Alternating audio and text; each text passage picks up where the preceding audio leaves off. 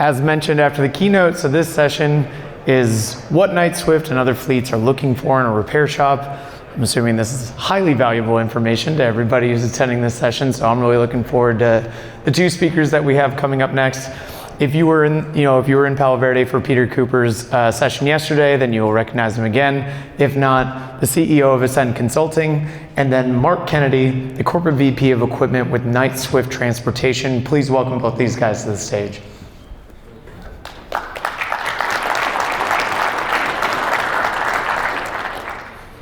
And don't forget to have Slido ready. There you go. Here, you want to run it? So welcome everyone. I'm Peter Cooper. I'm Mark Kennedy. And we're going to hopefully enlighten you with some information on what big fleets are looking for from other repair facilities.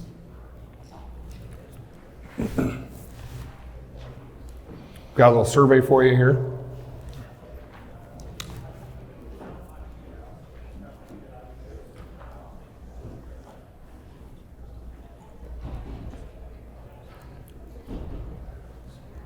Is that the results? That's the results so far, right? Okay. They can see these? You guys can see the results popping up? Okay, good. So tell me a little bit about what fleets are looking for from service providers. What are the list of things that are important to you? So the folks out here, they definitely recognize that downtime is important to us, which it is. We have our customers. We consider our drivers our customers, and the shippers that we haul for. So every time a truck goes down and that driver stops making money, that's a problem for them. So throughput, cycle time, we look at all that stuff. So if you have a shop that is bogged down and we tow a truck into your shop and you're like, oh, it's going to be next week before we can get you in.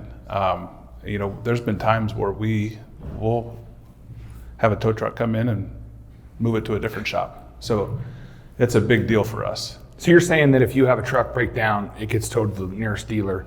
You're saying that if the dealer tells you it's going to be 2 weeks before they can get to it, you'll tow it out of the dealership and take it somewhere else. We have done that before, yep. Now, and where we're towing it, we always call ahead to see what their backlog looks like. We're not going to make that decision without knowing that. We could tow it someplace where it's a bigger problem. But yeah, downtime's a big deal for us. Keeping our drivers happy, keeping them rolling, it's top priority for us. So I don't want to get too basic, but I do want to talk about this basically a little bit. What does it look like to a driver? So say a driver starts his day at 8 o'clock in the morning. I think a lot of people understand the concept that they're under a time crunch. Yeah. What does that do to the driver if they break down, they blow a tire, and they're sitting on the side of the road for 5 hours? Like, how does that affect their schedule and their day? Oh, it affects they're stuck. They're waiting for somebody to come and help them. And quicker we can get that truck on the road, the happier he's going to be. It could turn into a big snowball effect where, he's going to be late for delivery. That makes our customer upset, our shippers. But for the driver, we'll pay our drivers for downtime, but it's not the same as if they're rolling. So a breakdown's not just making the shipper mad, and the driver's actually financially affected by it a little bit because he's not turning miles. A lot, yeah. And what about his day? So that 5 hours that he's sitting there waiting on a tire change, he's just out. He doesn't get to recoup that time. No, he can't keep driving, right? No, he can't. Well, we can repower a load, and if it's close enough, we can get another truck there and repower the load. But now we have two drivers that are trying to haul the same freight, and it just doesn't work. Right. So he's kind of stuck. Yeah. And he's losing half his day. Right. And half his pay. Yeah. And that time's gone. You can't get that time back. So. Right. So time is valuable. It's incredibly valuable to large fleets, as far as how it affects their whole supply chain.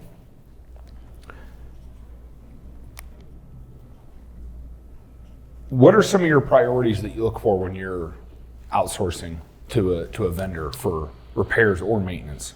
What are you looking for? So we're looking for, we would kind of look what their footprint is, where can they help us?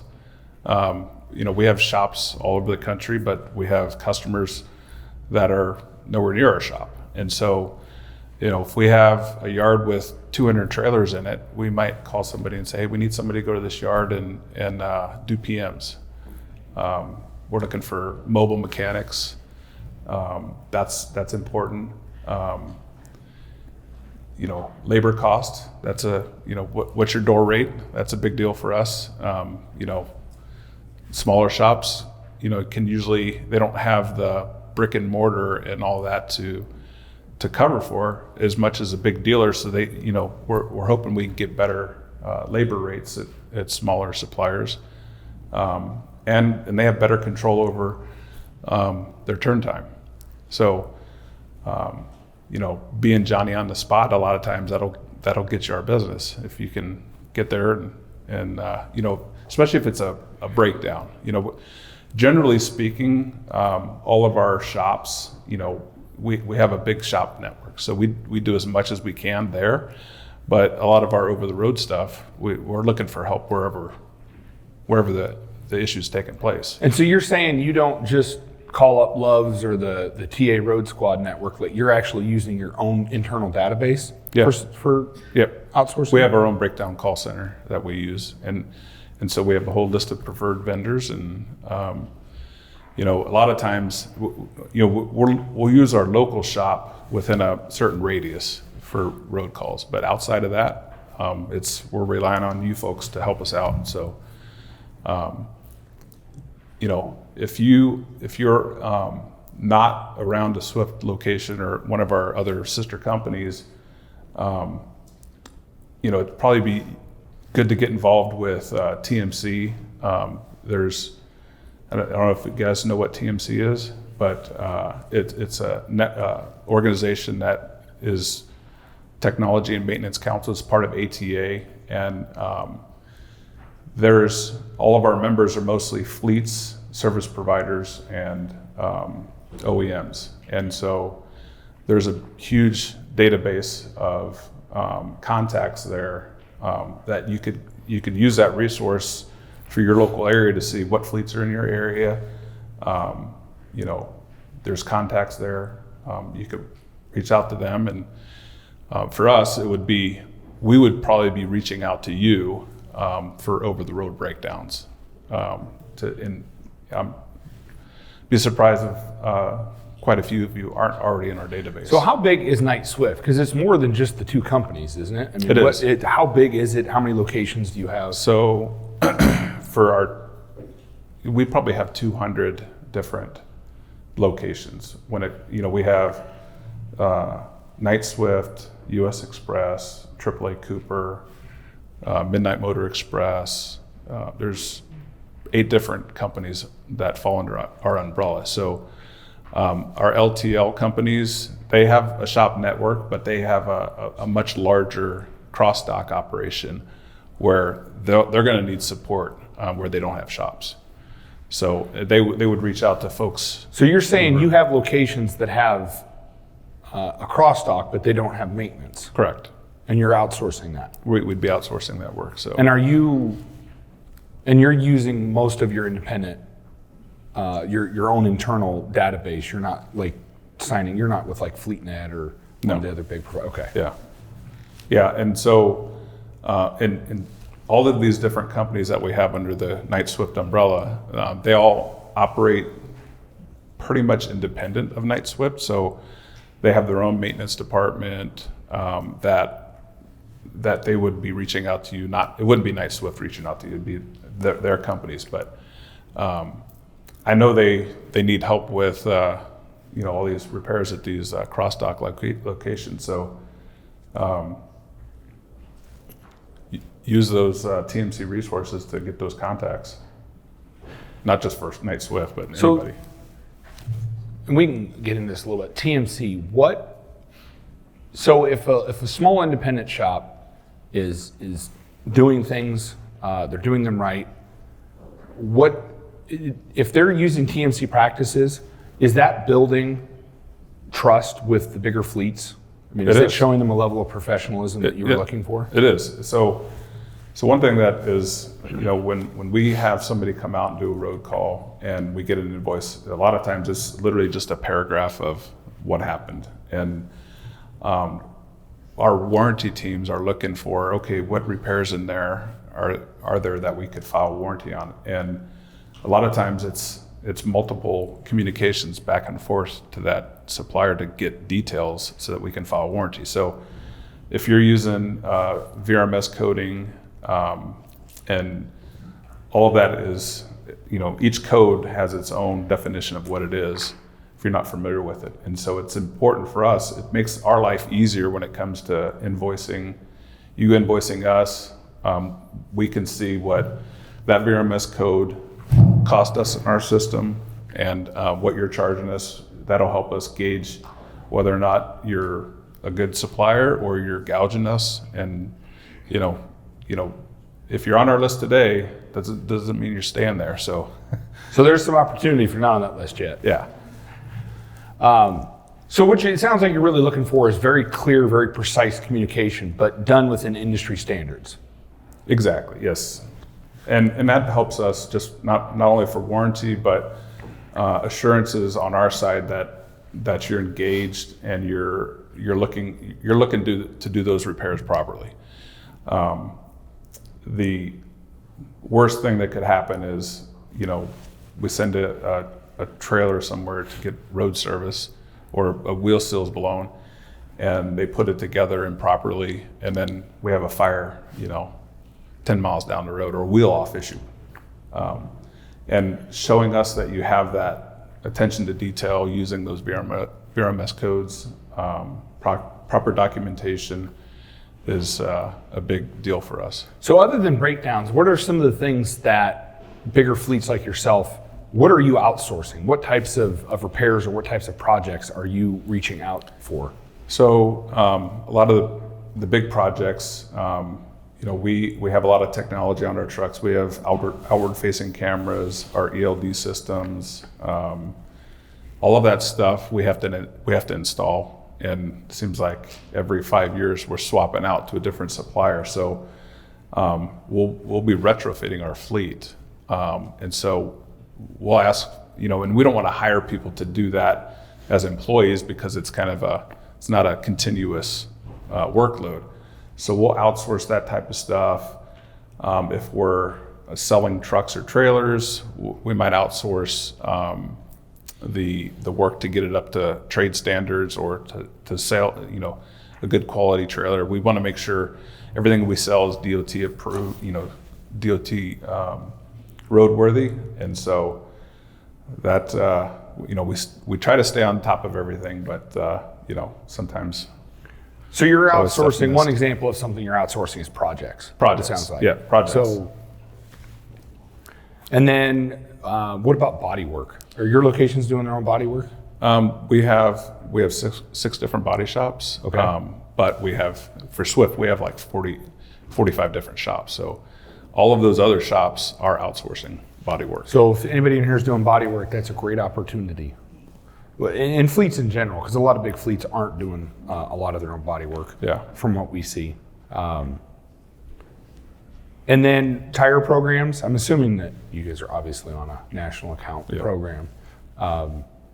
And are your locations mounting and demounting their own tires, or are you doing our bigger locations, we have a pre-mount program, but smaller ones, they're doing their own mounting and dismounting. And all so that if you had a local supplier that was on a national account, that could be an opportunity for a branch's mount pre-mount program? Potentially, possibly? yeah. I mean, it's something to talk to them about. Yeah.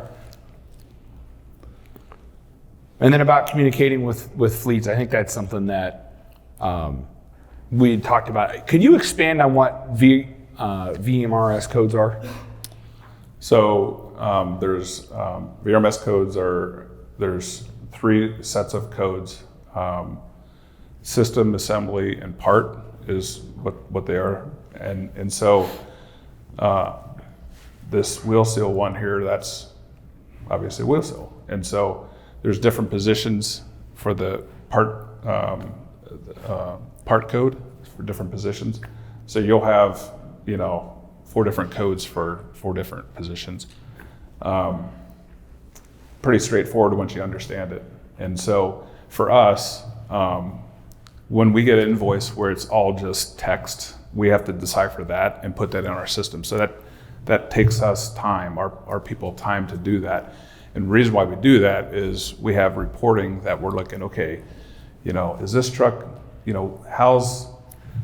have reporting for all of our assets on performance and maintenance, and we use this data to identify issues. So is that something that, I know this is kind of a hot topic in the industry, predictive maintenance using AI. So are your softwares relying on these codes to run these reports to understand the maintenance issues you're having? They are. And when we first started using VeraMS codes probably 20 years ago, and we're still not 100%, but you all heard the term garbage in, garbage out.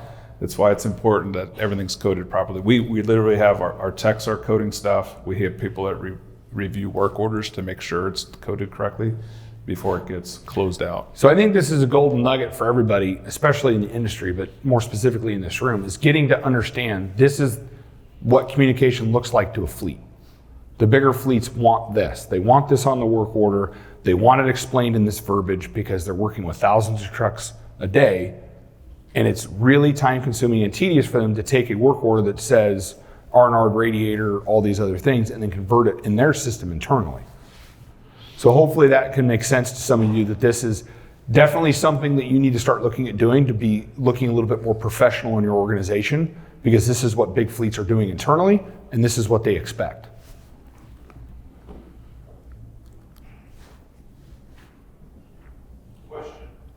Go ahead. Do you know if Full Bay has these codes built into it? No, they don't. Great idea, though. I've been beating up on them about that. Yeah. Now, these codes do come from TMC. It is technically their product, but it's industry standard. Yeah, and for us, we use a different maintenance software for fleet. I'm sure we don't look at things the same type of stuff that you guys would need in Full Bay, but all of those VeraMS codes are in our system, and it's a licensing deal between our maintenance software provider and TMC. So, And you're on TMC council, aren't you? Correct. Or the part of the organization? Yep.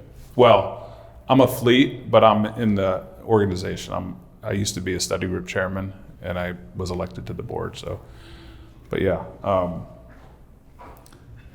The other great thing about TMC is if you're a small shop and you don't have a lot of resources, TMC has a ton of resources as far as recommended practices on how to do stuff. There's actually a whole study group for service providers, and there's RPs in there that kind of guide shops on best practices on how to run a shop. So there's a lot of great information in TMC. We have a portal that you can go look at all of those once you're a member. You can go, those are all resources available to you. And that's something I recommend to a lot of shops I work with is look at RPs. You don't have to reinvent the wheel. There's literally a documented way of doing things, step by step, that can show a tech, this is how you do it. I think there's a couple of them on their website that are free, like demo ones. I know one of them is testing batteries on a road call. It's literally step by step. This is what you should do to test a battery on a road call. And I think that fleets now are seeing that those are the types of shops they want to work with. They want to work with a more regimented, more well-documented. They don't like working with little tiny shops that think it's the Wild West and you hand them $100 or $1,000 bill and it says change battery. They need to see this type of information for it to make sense to them. Yeah, in batteries, that's a good example. That happens a lot where a driver goes home for the weekend and has dead batteries, and we'll send somebody out to go jumpstart it, and sometimes it'll need new batteries, and it's important for that service provider to properly document how those batteries were tested so that when we get that information, we can go file warranty on that. So that's a good point. So you're saying that if you've got a Freightliner, it's still under warranty, it breaks down, needs batteries, you're actually submitting that bill back to Freightliner for warranty credit? We can, yeah.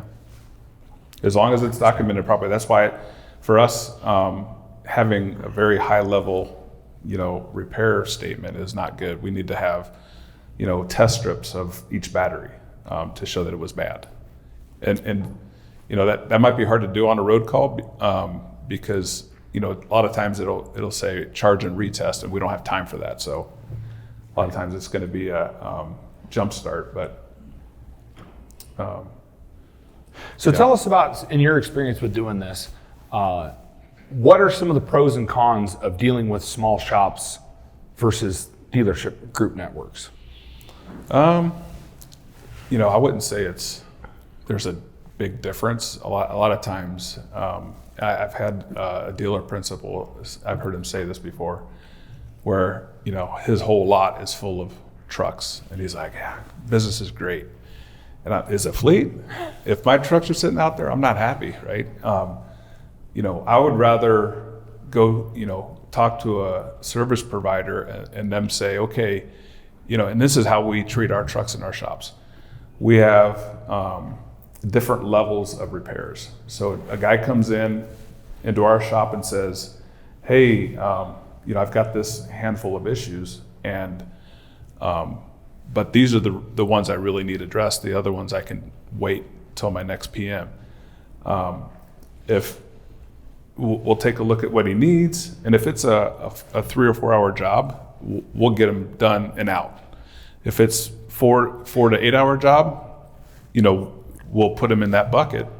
And then if it's longer than that, we'll probably either get him a different truck or put him up. But if a truck comes in and you just put him in line, and let's say there's 20 trucks before us, and it's waiting for a 2 hour job, for us that's a problem. We want to be in, and I know sounds selfish, but we want to be in and out and be on our way. And I think if you communicate that to us, like, hey, there's 20 people in front of you and they all have 2 hour jobs, that's understandable. But if we get put in line and there's smaller jobs that could be done quicker, that's kind of what we're, and having that communication. Right. And it's good that you're honest about that, because I know from my experience, it is one of the most challenging things in a shop, running a shop, is how do you schedule it? Like, how do you balance all this? How do you balance customers' needs versus your needs? And I think you hit on a good point with what you said about that. Be very careful when the phone rings, guys, that you don't have someone answering the phone going, and the customer says, hey, how's it going? Oh, we're so busy today, I haven't even had a chance to go to the bathroom. Yeah. Probably not what a fleet wants to hear when they call you, right? So just tip of advice, be careful with how you're answering the phone and what you teach your people. Yeah, and back to the communication thing. Once it is in the shop and you guys are working and giving us updates on what's going on. Hey, we had to order these parts. This is the lead time. This is when we expect it to be in.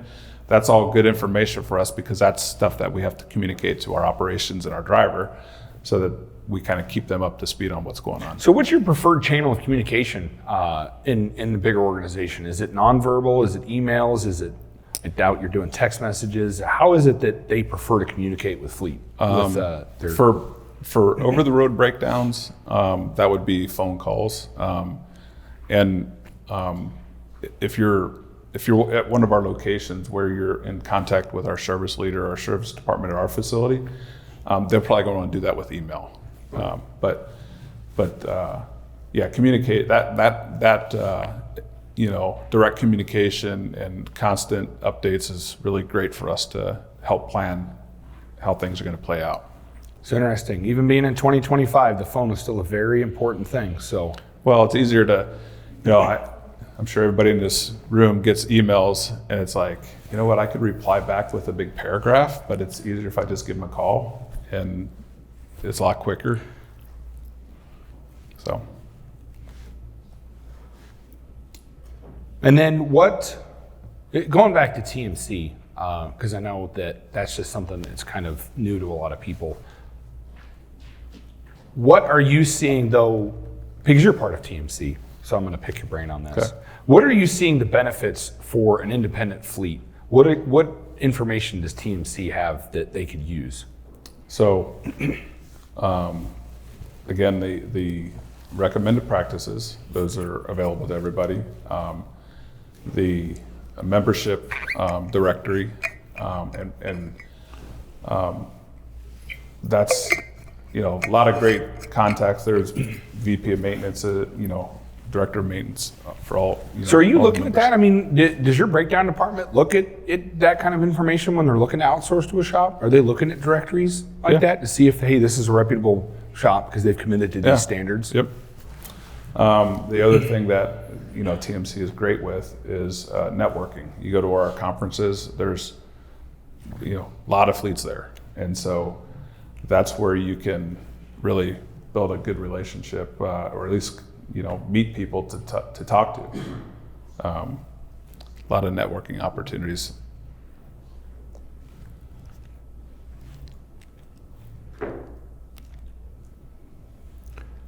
So this is one, we kind of touched on this earlier, but I wanted to get on this slide. So this is an example of recommended practices. They're RPs. So these are, and it's not just maintenance. So this is an example, the first one on here, guidelines for measuring equipment user customer satisfaction. They literally have a CRM, or basically a way this is how you should communicate with your customers. This is how you should get the information from them of whether they were happy with what was going on. Yeah, these three here are service provider RPs. So our S16, that's the service provider study group. So if you want to get involved in TMC and you get involved, so all of these RPs, the way the RPs work is it's fleets, service providers, and OEMs. Let's say there's a new system that comes out. TMC will work on developing a recommended practice on that system. And so there's RP, so it was identified at some point, hey, TMC, we have all these service providers out there and there's no really standardized way of how they should do things. So S16 was created. Not even sure when that happened, but it's been there for a while. And so each RP is developed with fleets, you folks, and the OEMs, if the OEMs need to be involved. But it's a good place for a lot of competitors to get in the same room and discuss, what's the best way to address this. And so for you smaller folks that might not have a lot of support, this is a good way to get, information. So some of you may actually be using a TMC best practice and not even realize it. If you've ever seen the little flyer that Stemco puts out on this is how you torque a wheel bearing, to adjustment, that's TMC. They actually told me an interesting story about that. So all the wheel seal manufacturers, all 6 major wheel seal manufacturers sat down in a room and they all sat at a table, all the competitors, and said, this is the way that a wheel seal should be installed and the bearing torqued so that the seals don't fail. And they agreed on it. And so it's really good information. A lot of it is out there. You may not even realize you're using it. There is a lot of cool free resources too that they have on their site. So the top 100 SRT times or standard times that fleets are looking at. So these, when you do a wheel seal and you try to sell that to a fleet, they know how long it takes to change a wheel seal, right? Because they have access to this database. If you have access to that database and look at that, you guys are talking the same language. You're going to be a lot more likely to get approved on a repair project if you're using the same information that they're using to judge whether or not you guys are doing it correctly, but also within a reasonable fee. Right. Because you're probably already going to, if you're working with big fleets, they already know what you charge per hour. They also know what you should charge per how many hours to do the job. And those are publicized, and it's it's on TMC's website. I think it's the top 100 standard times. Yeah, and we'll use those SRT times to gauge, if we're getting gouged, if somebody's stacking SRT times for a job that already had it factored in there, but they added it on, But yeah, so RPs, and if you're been in the trucking industry recently, there's a connector in the trucks. It's called a RP1226 connector, and that's literally how it was created. There's a RP1226, and that's what they call a connector. And the connector has all of the, it's got power and ground, data connection, and it's got like 23 or 24 pins in it. And this was developed because of all the technology that's coming, at the time it was coming down the pipe, that we all knew that, hey, everybody's going to need this connection. You can spec a truck with 4 or 5 of those RP1226 connectors. But all that was developed, with TMC members, and now it's another thing that fleets do is we use recommended practices when it comes to speccing trucks. Really? Yeah. So we'll say, hey, does this 3-way, 7-way connector, 3-in-1, does that meet the TMC recommended practices for how that's designed? So you're saying when you spec a truck, you're actually looking at its serviceability, somewhat. So a lot of, as TMC grew and people started pushing RPs, a lot of the OEMs kind of, they took that feedback and they're like, okay, this is what fleets are going to be looking for. So let's make sure we're following those standards so that we don't get into a situation where, we're building a truck that they don't want. And so like this RP1226, OEMs were involved, fleets were involved. And so, we just requested now, hey, we need 3 of these. So yeah, there's a lot of resources out there. I know that a lot of people have said in the last couple of days, one pain point is cores. How do you deal with cores? How do you return cores? How do you not lose cores? There's actually a best practice for that. It's RP 1615, parts core management. So they actually have a procedure for that. Yeah.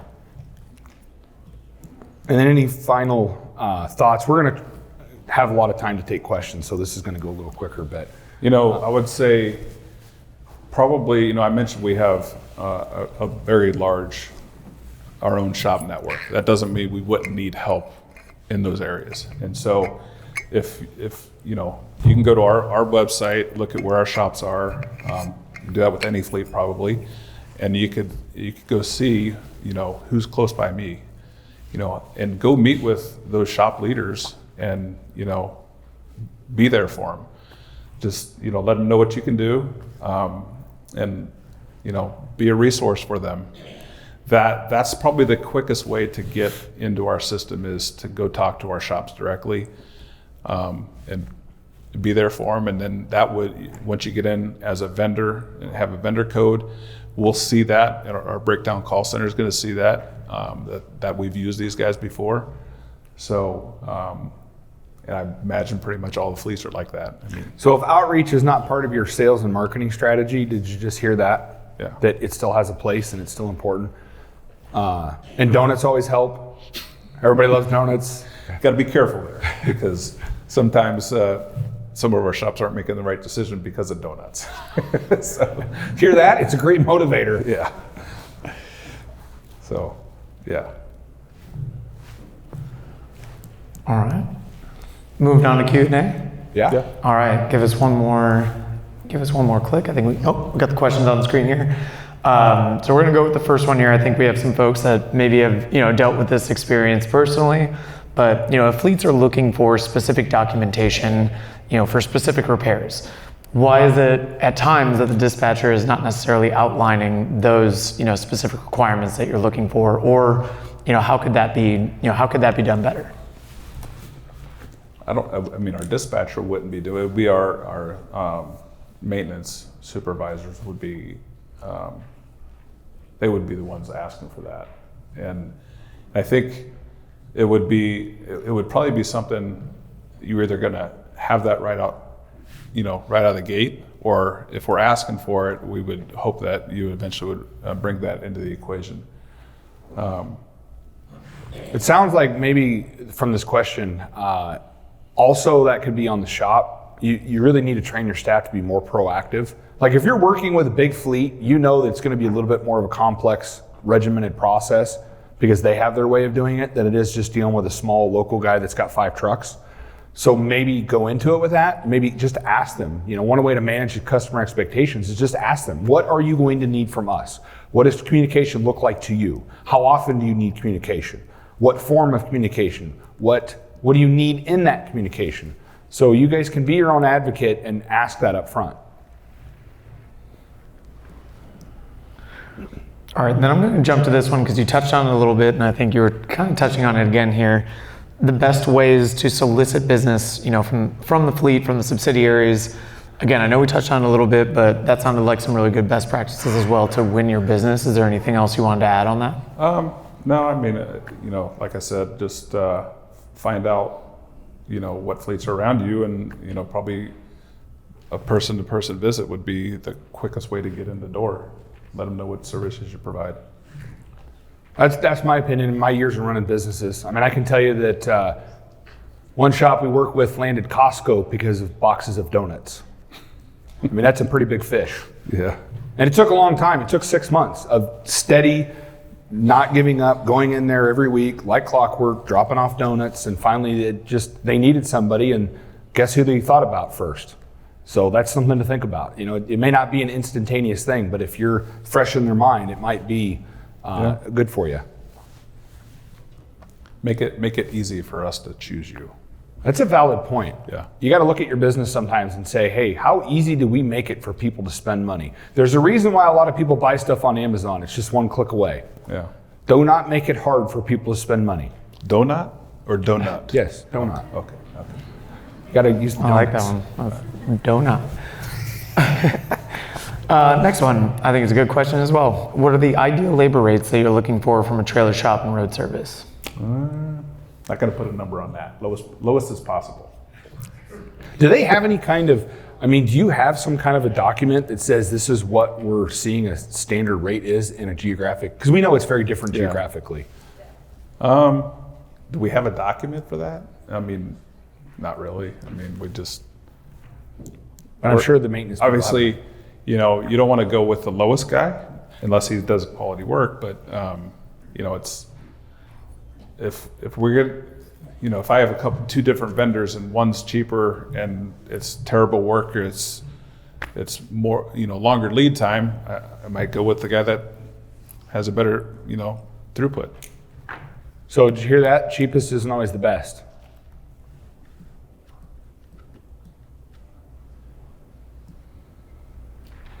All right, next question. Do the TMC billable labor times account for mobile repairs differently than for in-shop repairs? They would if there's, mileage being billed. That should all be factored in there. Yeah. I think what they're asking though, to expand on this, fleets are usually very flexible. They understand that mobile repairs are not perfect. If you call a guy out to do a jump start in the middle of a blizzard, it might take him a little bit longer. Yeah. But at the same time, they are very in tune with what it takes to get something done, and you have to be realistic. So advice for shops is if you run into issues that cause it to take longer than it should, absolutely communicate that and document it. And yes, I've had that experience. I got called to do a jump start an hour away on the interstate in the middle of a blizzard, and they could not understand why it took me so long to do the job until I explained to them that it was in the middle of a blizzard. And they're like, okay. Yeah, just need that's to know the that. communication end of it, you're right? Just making sure they're aware. All right, how often do you outsource work from the in-company shops? You'd be surprised how often we do it. We do it a lot. A lot of times, most of our, on the Knight Swift side, most of our stuff is still under warranty. So if our shop's getting a backload on general maintenance, PMs and stuff, and we can do warranty work at our facility, but if we get backlogged, we're gonna outsource it. Most of the time that's to the dealer. But like I said, dealers, we're not gonna have a dealer go out and do PMs or yard inspections. We're going to outsource that. So are you saying that if your shop gets backed up, that the shop priority is let's fix the warranty stuff so we don't have to send that to the dealer and then we'll outsource PMs? Possibly? No. Oh, okay. We're always going to do PMs ourselves, pretty much, unless, I mean, we have service providers that are away from our shops. We'll use them to do PMs, but we always do the PMs. We don't really get deep into repairs. We're not going to do overheads or injectors or anything like that. Chances are that's under warranty. We're sending that out. But like if we're backed up with PMs and we need somebody to come in, or we'll send a truck out to get some other stuff done, we'll outsource that stuff. And it's not we only outsource this stuff. We outsource a bunch of stuff. Okay. I think that's actually one of the questions. I'll just jump on that. About what types of jobs you are outsourcing. Is there any specific examples of this is something that we would outsource because we don't want to do it in-house? I mean, are you outsourcing major repairs? Like if you have a diff go out that's out of warranty, are you outsourcing that because you would rather do PMs versus doing that? We would outsource that work, yeah. So you're outsourcing the bigger intensive jobs and prioritizing continuing to do PMs internally. Yeah, we would, that would be into a repair that the driver's not waiting for that truck. So we try to focus on stuff that we can affect the driver that's 1 or 2 days repairs. We're going to try to do that in-house to kind of get that driver back on the road. So this is a logic too that I'd like to make sure everybody understands, that in all of my experience with fleets, and I have some fleet background too, that a fleet would rather take their mechanic and get 10 light bulbs fixed in a day and get 10 trucks back on the road than do one clutch. They would rather outsource the clutch and leave their tech to take care of all the little things to get those trucks continue to go. Because they don't want to down 10 trucks with DVIRs to get one truck done. Does everybody understand that logic? And I think that gets lost sometimes in shops' heads, that you really can be an overflow shop is what I called it. It's when I started one of my shops, we would go to fleet specifically and say, look, we don't want to do your tail lights. We don't want to do your wheel seals. Send us your clutches, send us your rear end, send us your overhauls. Yeah, clutch is a good example. That's something that we almost always outsource. So that's a good way to get into the door with that philosophy that you're trying to get the bigger jobs. This should be a quick one. Is Knight still using TTN for towing and repairs? I'm not sure. I'd have to. Oh, we gotta stop. I'd have to check on that. How about this? What advice do you have for smaller shops that are hesitant to bear, the account receivable terms that are required from larger fleets?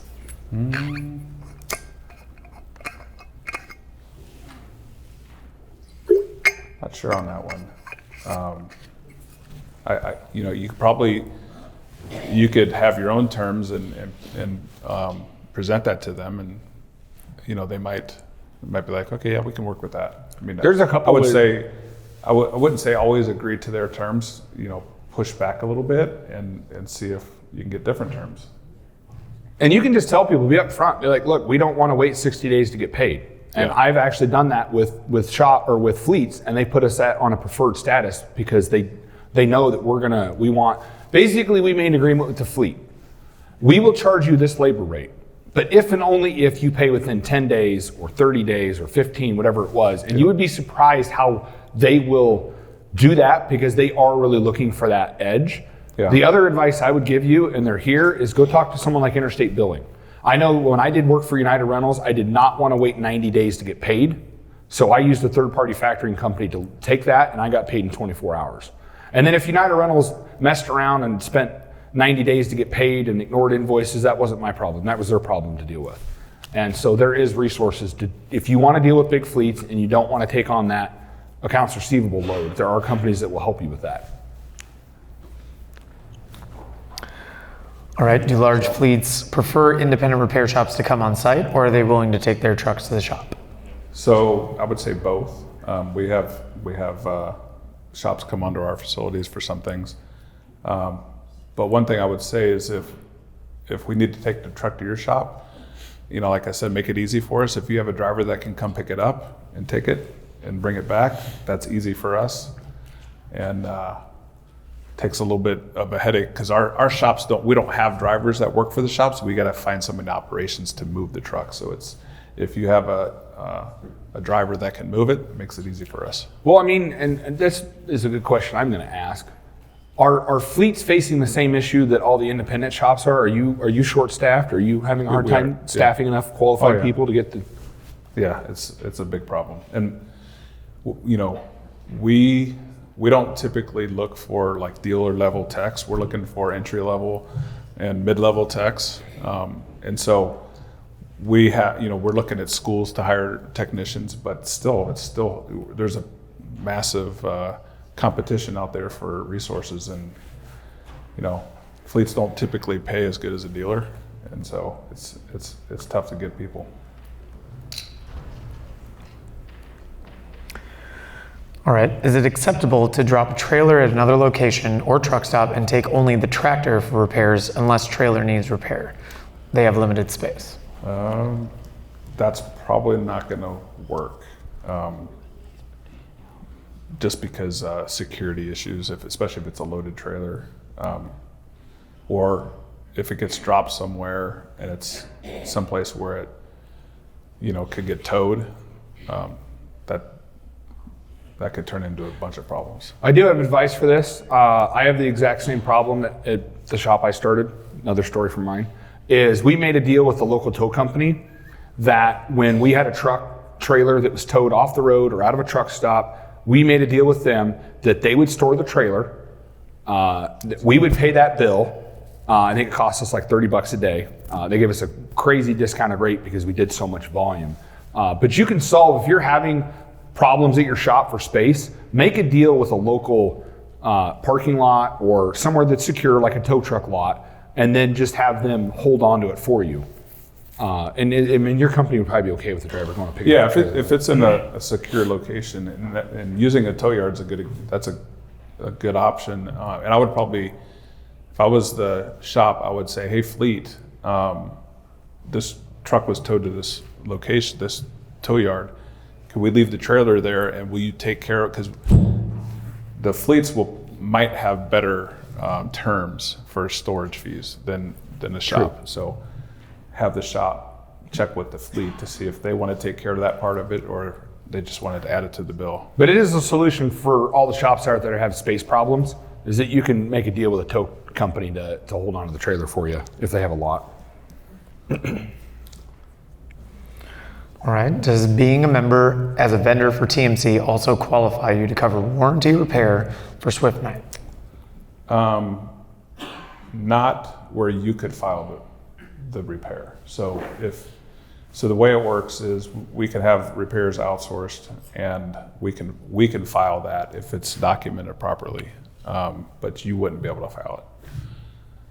I don't know if the person's asking if being part of TMC lets them do warranty work. No, Yeah, it doesn't it directly. Yeah. No. So, and the reason why we can do that type of filing is because our shops meet their repair standards, and so you know, if you're doing repair, it would help the situation if you're referencing like an RP in the repaired language. If you're saying, oh, this was repaired per this RP, that would help us when it comes to filing warranty.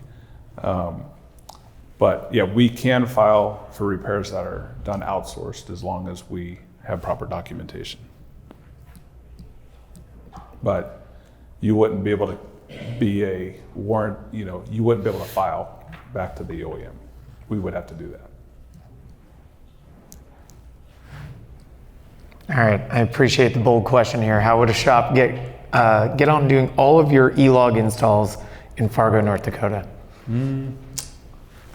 We don't really do a lot at Fargo. So yeah, I mean. Sorry, not in their area. They can have it all. Yeah, you can have it all. There is But ask. All of them. How do you Yeah, get? How do you get to doing anything? Just ask. Yeah. I mean, if you have another fleet that you want to do that kind of work for, and that's your bread and butter, and that's what you're good at, go tell them that.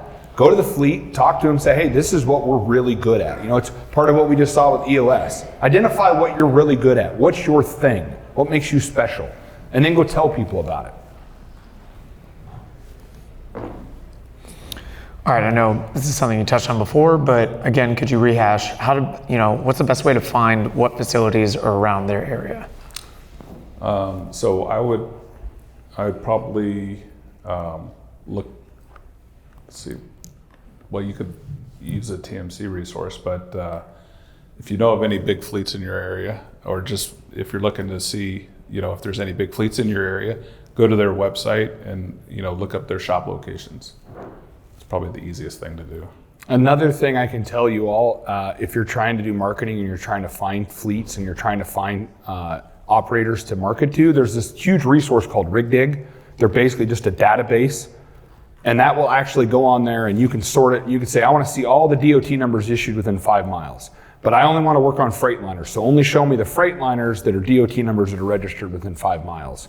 And it will give you very specific information. It's called RigDig. I can demo it if you want to see it. It's crazy how, I can dial down to the point where I can tell what VIN number a fleet has in their fleet. Really? It's that.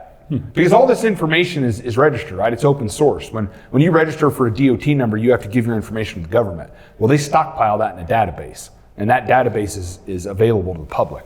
But that company's taken all that information and packaged it where it's easy for you to go in there and look at it. So if you only want to work on class 6 trucks, and that's you're going to be your expansion area, you can go and look at all the fleets that have that size truck in your area. Now that would just be for where they're registered, right? Is that correct? So it's only going to be off their DOT number or their domicile. It's not going to help you with a big fleet like this that has all these different satellite locations. Yeah. Google's not a bad thing either, because those locations are a registered address somewhere. Yeah. So you can just look it and it'll show you where it's at.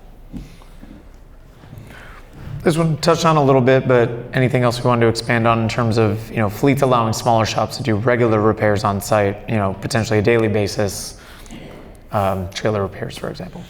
I imagine, we do have some vendors that come in and do stuff on a regular basis. Those are mostly at our big locations where there's a lot of volume.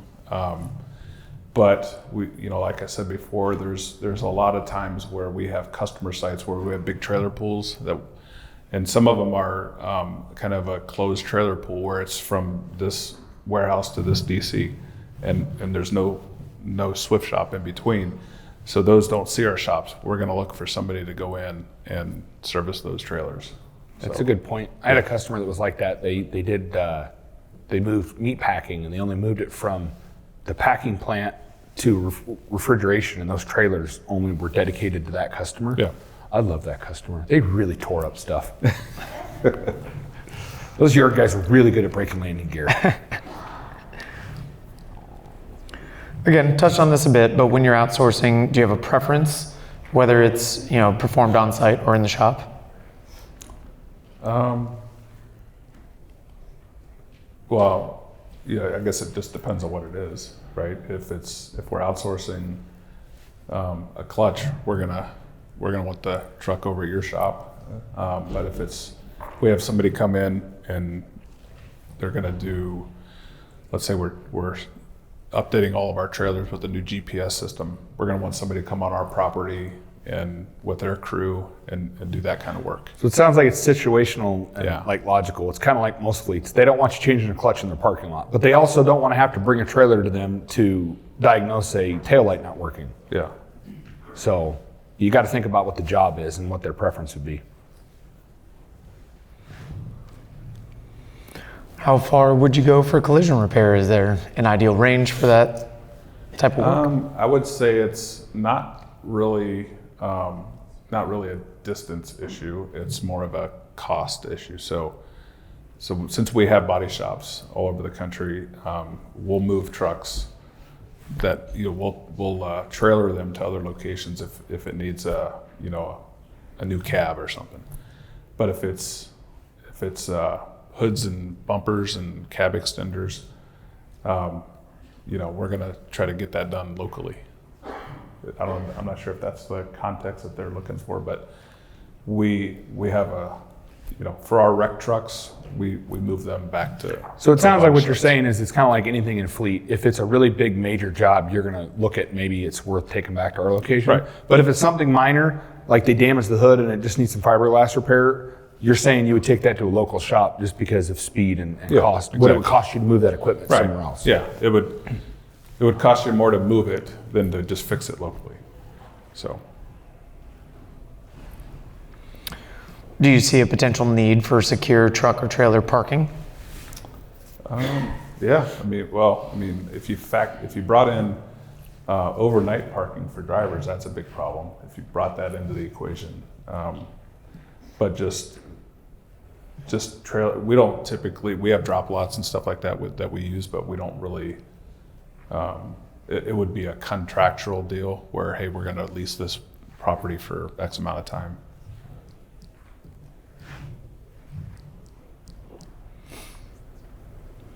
And then I know we touched on rig dig, but do you have any locations near Savannah, Georgia area? Not Savannah. We just opened one, and I can't remember the name of the location. But whoever put that in there, if they want to come talk to me after this, I can get that location for you.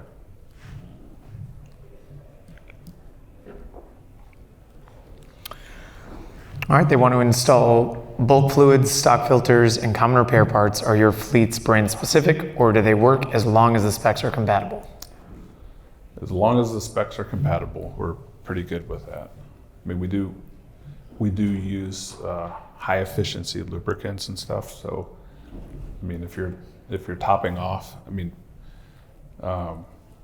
mixing a little bit's not going to make that big of a difference. But that's why we do all of our stuff in house for You PMs. want to control it. We want to be able to control that.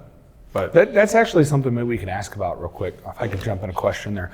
What are bigger fleets' opinion on parts? Because I know that a lot of shops, that's basically half of their revenue is selling parts, even though they're not a parts store. How are fleets approaching parts and part costs? I mean, is Knight Swift and bigger fleets, are they trying to say, hey, you need to use our account, we'll send you the parts, or how are they doing that? we'll do it. I mean, it's not one way or another. We'll do the whole spectrum. Because some shops don't want our parts. They won't do the repair because they can't, do a parts markup. But if we're looking for labor and we have the parts, help us out and do the work. But when it comes to stuff that's warrantable, we're going to want the same. Like, we're not going to want to all mix part to replace an OEM part because that warranty ends at that point. And so you have to replace with Like for like. OEM to continue the warranty. So if you use a lot of parts that look similar but aren't the same thing, that's not going to work for us. And we might not figure that out right out of the gate, but if it fails and we go to try to file warranty and they request it and they're like, yeah, we're denying that claim because it's not the right part, then that might affect you as a vendor eventually. All right. Looks like we are good on questions. Anything else we want to touch on? A couple minutes before lunch. I think we're good. I'm ready to eat. Ready to eat. Big round of applause for these gentlemen.